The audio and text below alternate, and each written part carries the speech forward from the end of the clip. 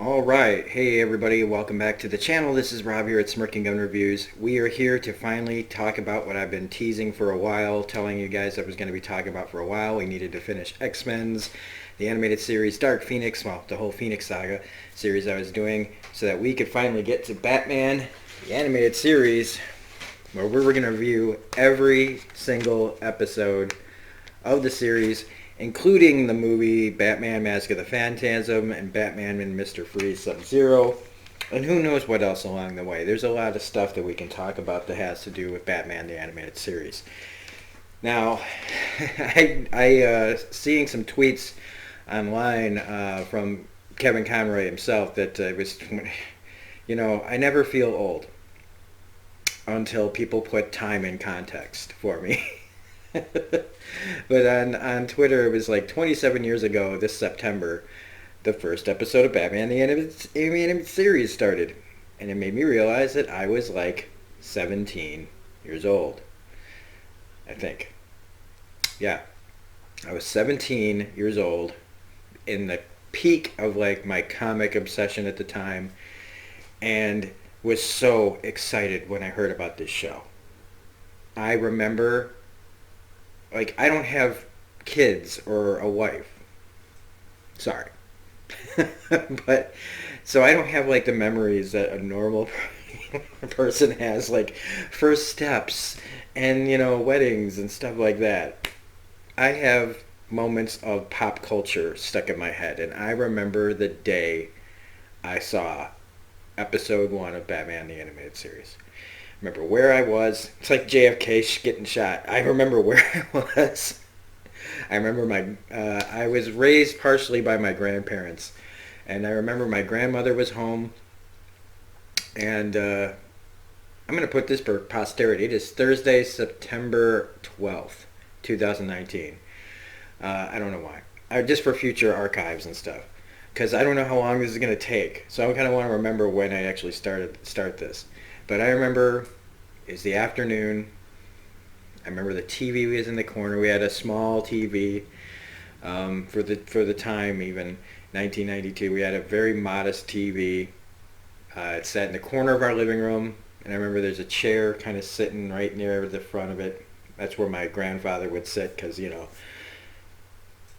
hierarchy, right? So he was at work. And I got to sit down and watch On Leather Wings for the first time. And look, I so appreciate this first episode. But when it first came out, I was a little disappointed because I didn't know about Man-Bat. And that's one of the reasons why they chose him as the first episode's character, was because a lot of people didn't know about him. He was in the comics in the 70s. That's when he started. And so I really didn't know. I was expecting, because Batman 1989. I don't know how many times I saw that in the theater anymore. I think it falls somewhere between the 6 and 10. I want to say, so I'd probably say like 8. I probably saw Batman 8 times back when it came out. It was my obsession. I knew that movie backwards and forwards. The entire script I could give you. Like, I once spent a summer collating paper for my grandfather at his printing job, and I killed time by collating, by playing the entire movie of Batman in my head, scene for scene, word for word, beat for beat. So I was a Batman fan, and I had gotten into the comics because of it. In fact, I think it was the original Batman that got me into comics, like really into comics. Like when I got the opportunity to buy comics, that's what got me into it. So when this came out, I was, like I said, at the time I was a little underwhelmed because I didn't know who Man-Bat was. But over the years, man, I love this first episode. It is so freaking fantastic.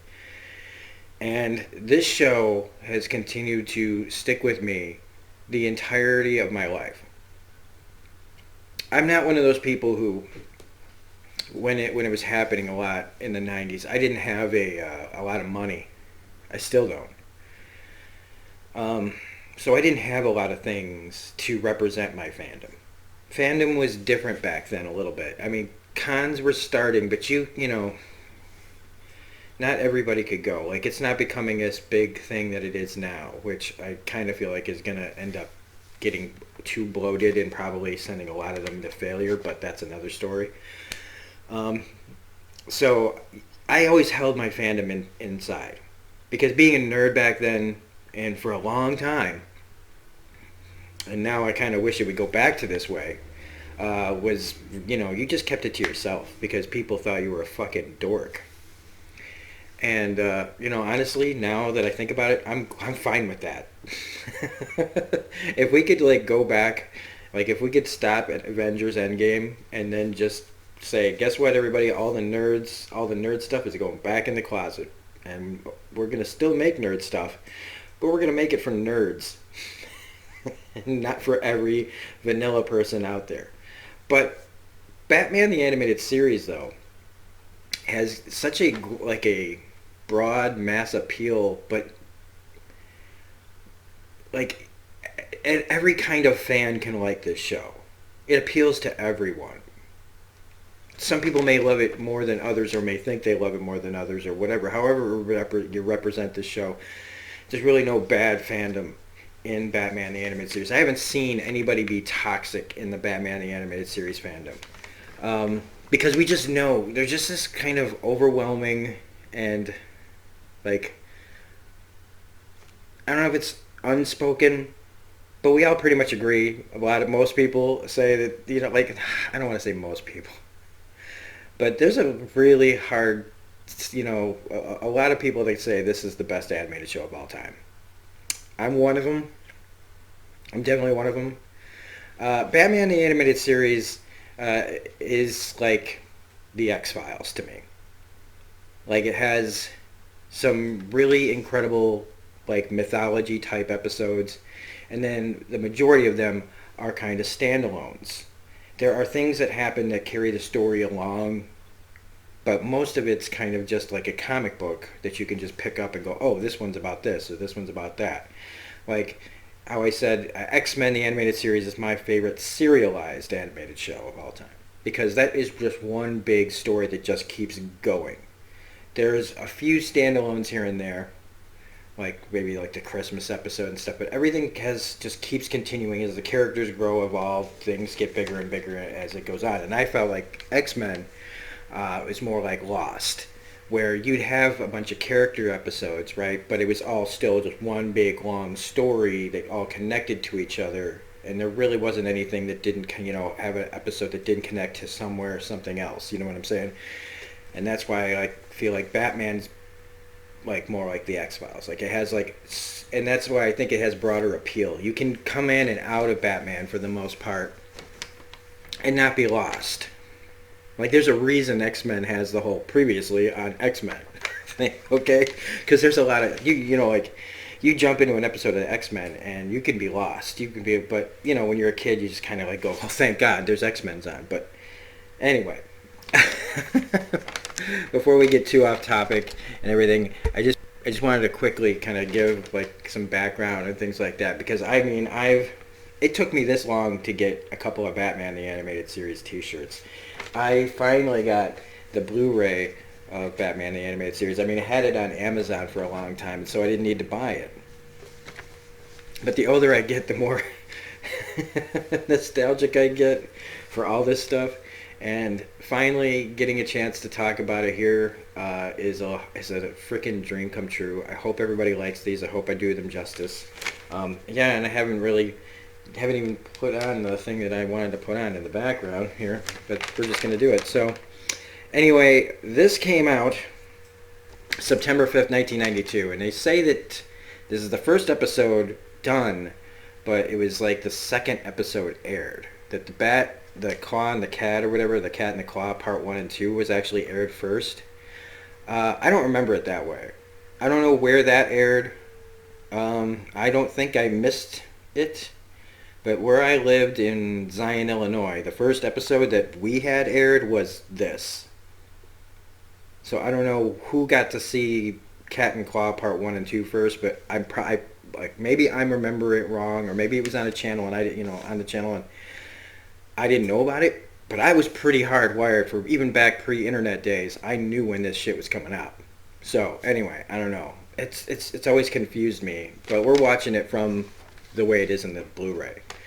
And right away with the fantastic titles that just, man, get me every time. This episode was directed by Kevin Altieri. Now, Kevin Altieri, if you remember, he directed all, like, if you ever watched Tiny Toons, right? His animation was the best, like, Tiny Toons animation. A lot of Tiny Toons animation, like, even back then I would be like, oh, it's not this guy. Like, the animation was, like, starkly different from what Kevin would do on his episodes of Tiny Toons. I called it better animation back then. And so when you get to start out your series with Kevin Altieri, I was like, oh, thank goodness. Now, back then I didn't know from Adam any of this stuff. This is stuff that I had to learn over in time. But it was written by Mitch Bryan and story edited by the great Bruce Timm, who where is it? Do I even have it over here? I don't know. I got stuff everywhere. Kevin signed my Detective Comics number 1000 with the Bruce Timm cover, inspired by the animated series. Anyway, so this cast, holy crap, man. So you've got, of course, the great Kevin Conroy as Batman. You've got Bob Hastings as Commissioner Gordon, great Commissioner Gordon. Richard Moll from Night Court, Bull from Night Court, man. He plays Harvey Dent, a security guard and the Bat-Computer. We got Lloyd Bachner as Mayor Hamilton Hill. We got Robert Costanzo, right? If you know who I'm talking about, he's a great character actor, along the lines of Polito from like all the Coen Brothers movies. He plays Detective Harvey Bullock. He's great in this. Clive Revell is the original Alfred before they recast because he had a scheduling conflict. And that's when they cast Ephraim Zimbalist as Jr. as Alfred. But first, it was Clive Revell did like 2 or 3 episodes. Mark Singer, he plays, he's Kirk Langstrom, who plays Man-Bat in this. And Mark Singer he was the original Beastmaster from the Beastmaster movies. And he was on one of my favorite shows of the 80s, V, where he played Mike Donovan. He was like this hero. I loved him in V. Holy crap. I've never gone back and watched it because I'm afraid I'll hate it. And I just kind of want to keep the memory of liking V when it was out. But we also have classic actor Rene Auberjonois. I probably butchered that name. He's from Benson and Star Trek. He plays Dr. Marsh. We got Meredith McRae, who plays...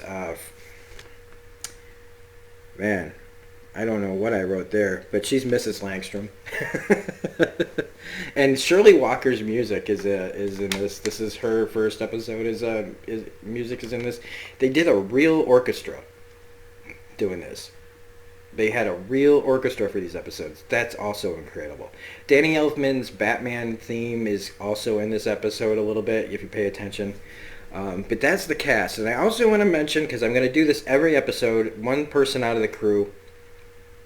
And it says that for this first episode, we're going to talk just briefly about Pat Agneson, who was background layout for this episode, or at least was on the show. Her credit, or his, I don't want to assume, because I couldn't find a picture. So the credits for this person included Transformers the movie, X-Men the animated series, Samurai Jack. So this person had a good pedigree. So they had great people, and that's why I'm going to mention them, is all the great things that these people have done or did before or went on to do. Just to give them a little plug for all these years, like a lot of these people never get mentioned. And even though I'm not mentioning it hardcore, I didn't do like a ton of deep background into this person. I just wanted to get them out of the way. I wanted to give them like a tip of the hat as part of it, because everybody else gets mentioned all the time usually. We talk about Bruce Timm, we talk about Kevin Conroy, but the little people, kind of like character actors, don't really get recognized. So Pat Agneson, if I'm saying that name right, from Background Layout, excellent work. And again, like when I see that that person worked on Transformers the movie and X-Men and Samurai Jack, great pedigree. Some trivia. So, like it said that they wanted to focus on, Bruce Timm had said that he wanted to focus on mystery, mood, and drama as well as superhero action sequences, and that Man-Bat fit in these categories because he wasn't familiar to many people outside of comic book fans. And boom, that's pretty much word for word what I thought about it when I first saw it, was that I don't know who this is. And so even like though, like I said, I didn't appreciate it as much back then, I certainly appreciate it way much more as I got older. And sorry, I'm kind of pausing and unpausing to make sure my camera doesn't flake out on me. Another reason that they had Man-Bat was that nobody would have any preconceived notions about him except hardcore comic book fans. That it's not like people are going to be comparing, the Joker to their version of Joker to like Cesar Romero's Joker or Nicholson's Joker, you know what I mean? So like Man-Bat was the perfect choice of just kind of laying the groundwork of what the show is and what they wanted it to be like. This is also the first, and they said last episode, where Batman is shown bleeding. I don't know if that's true, but we'll find out. They had to fight, apparently, to get that past the censors. Just a little bit of blood on his face near the end of the episode. We also see that Kevin's first actual vocal appearance in this episode was as the young police blimp pilot. Like now that I hear it now, I can definitely hear Kevin's voice there. The Bat computer later on has on the report, like if you look at it, it says "buaglary" instead of burglary. On one of them, there's like a typo. It's still there. They left it in. I'm so glad they left it in. I'm so glad. That's so awesome. I listened to the commentary, took notes on everything. So they also wanted this show to have an otherworldly and timeless look, kind of like Art Deco meets modern. Things like police blimps and things like that.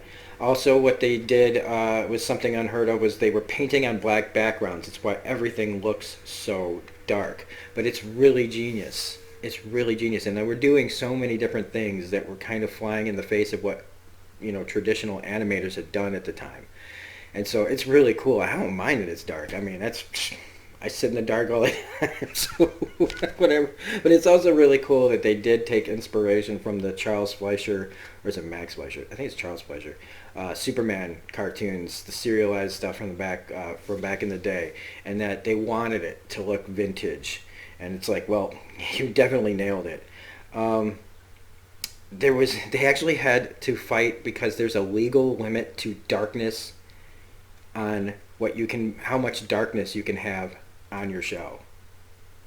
Like, Jesus, there's a law for freaking everything, man. The SWAT vehicle that these guys were just coming out of, that's an actual, what a SWAT vehicle looked like. They said, Bruce and Eric said that in the commentary that they found one. Like, they were around the lot, and there was one that was being worked on, and it looked like that. Brown primer, old looking, and that's how it was. And you know what, I should have done some more research maybe, but I believe it. Like, that's crazy. I thought it was just like a cool, interesting Art Deco theme. Like, everything is Art Deco in this. And so I thought they just went, well, let's just tweak it, kind of like police blimps and stuff. They also talked about how this show wasn't based on, like other shows like Transformers and G.I. Joe and everything. It's like they start with the toy and then they make the cartoon. And it's like, well, Batman's already this established thing. So they said that they didn't, and because of the movie, right, and all the merchandising that went along with that, they wanted to make sure that it was understood that this wasn't based on selling toys, that they had actual stories to tell. You know what I'm saying? Like, if things come out of this, and they did, that's great. But it's nice to see, because when you're watching G.I. Joe and Transformers, like if you're an adult watching that over a kid's shoulder, you just go, oh, it's a fucking commercial for toys. I mean, yeah, some of the stories were cool, especially Transformers, I think, more than G.I. Joe. Sorry. I didn't like G.I. Joe, so I've got a bias. But it's nice to see that they had that kind of like attitude about it. Like, no, let's just make great stories stop worrying about the merchandising. I'm sure that other people worried about merchandising, but it's also interesting to say that when they were talking about casting of Alfred in this, that they didn't actually want Ephraim Zimbalist Jr. They actually had to be talked into it, showing, and they admitted that showing their like own being new to producing their own stuff, where they were making their own mistakes, and somebody else had to step in and solve a problem that they were glad got solved for them. And when Bruce Timm was talking about the show and what it was inspired by, he said it was certainly not inspired by Super Friends. And I thought that was a great touch. But getting into the episode proper now, I mean, I know I've been talking for a while about it and it's been playing in the background. I love that it just starts like bat wings. Like we see the guys in the blimp, right? And they're like, they see bat wings, and we think like you're gonna think right away, oh, it's Batman flying past the helicopter, and we're gonna see this like great intro to Batman, when it's really just like this kind of horror introduction. It's a very good bait and switch. Also, like a great story of mistaken identity, and also kind of has an anti-vigilante theme in this episode as well. Then you got Richard Mole, right, doing the security guard voice. And he's doing like, it's like he's doing a radio commercial test or something. Like he's talking about doing radio, like bring your broadcast. He's recording his voice for what, so I think the background of this security guard character is that he's a security guard right now, but that he's working on being like a radio personality, and that he's testing it on his tape recorder or something.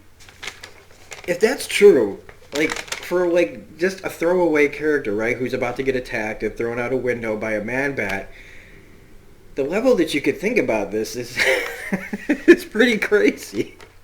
Because I love that whole saying, be a radio personality. And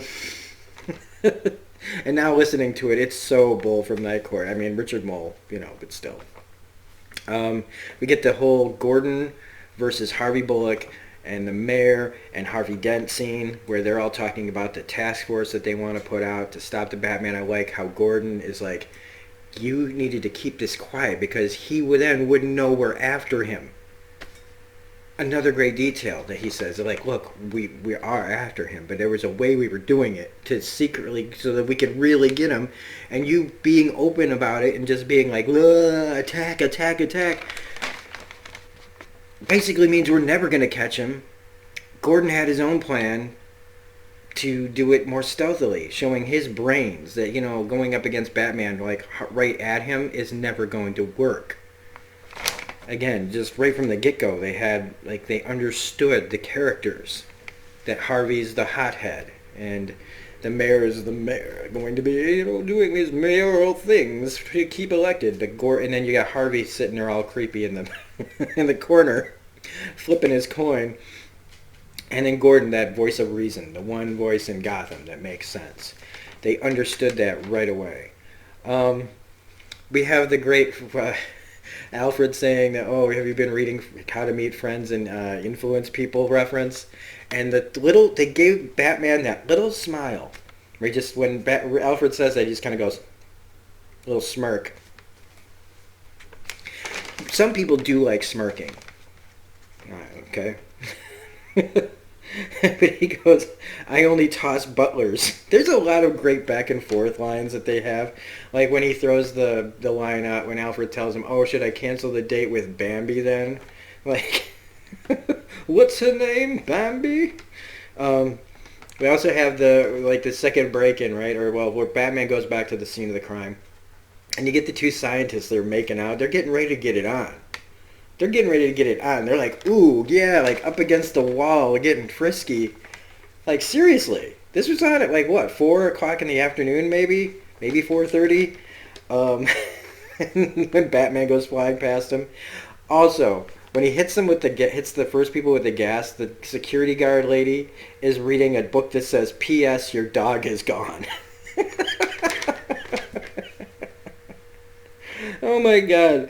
Well, then Harvey shows up right with the SWAT team, and I thought that this was hilarious because the SWAT team they come out of this old SWAT team van, and they're going hut, hut, hut, hut, hut, hut, hut. And I'm like, great, they sound like a football team, and they look like a football team because they look like the old time football leathernecks, just with guns and like little things on their head, but they look like leathernecks. Like, have you ever seen the George Clooney movie? Nobody has really, but. It's some of you that have seen leathernecks or remember old football players. That's what it kind of looked like to me. So they have this great action sequence where he gets out of this place. They have the cops all chasing him and everything, and it's really really cool. Apparently, also the zoo when Batman escapes and goes and has the hares and everything, he goes to the right. This thing just turned off. Anyway, so he goes to the zoo as Bruce because it's daytime. And apparently the zoo has like this whole science division for bats because, I mean, fuck it, right? But I love how they had Kevin play Bruce in this scene and how they animated everything. This whole bit of him playing the playboy millionaire, billionaire here that the daughter comes into the room, right? And he should be awkward. And he's like on the make. He's like hey. Like he's pulling a Joey just about. He's like, how you doing, We get this great transformation, all right? So I was going to add this as a clip, but since it's playing here, this animation, that's crazy looking. And that is great Kevin Altieri direction, man. And the storyboards and everything that had to go along with this, just freaking fantastic. I mean, they don't pull off werewolf transformations as good. And I know animation is different, they can show up, but even in animation, a lot of times they kind of cut away or they hide in the darkness, things like that. You might see a hand or an arm change and then they do the great reveal, right? They don't show the transformation. And they did it here and they nailed it. So I know I was getting to it, but since it was playing, I figured I'd talk about it now instead of putting the clip in for everybody. Like even like the expression when she sees it in that face. Oh my God, it's so great. But like I said, going back to like when he sees this girl, right, and they have him playing Bruce, and that's another thing that Kevin is great at. All right, see, the actors that play Batman, like Michael and Val and George and Christian and Ben and all that, is that anybody can be Batman. Anybody can be Batman, in my opinion. If you're, even Tom Cruise's short ass could be Batman, okay? It's how they film you, it's how they block you, right? And a lot of the work is going to be done with a stuntman. It's getting Bruce Wayne right that is the important thing. And again, but in the cartoon, you have to be good at being Batman and Bruce Wayne because there ain't no stuntman in animation. Okay? You're doing all the work, voice-wise, even though you got somebody animating it. So I guess the animators are the stuntmen, right? And so he has to sound and pull off Batman and pull off the Bruce Wayne switch, and that's what is that's why he's my favorite Batman.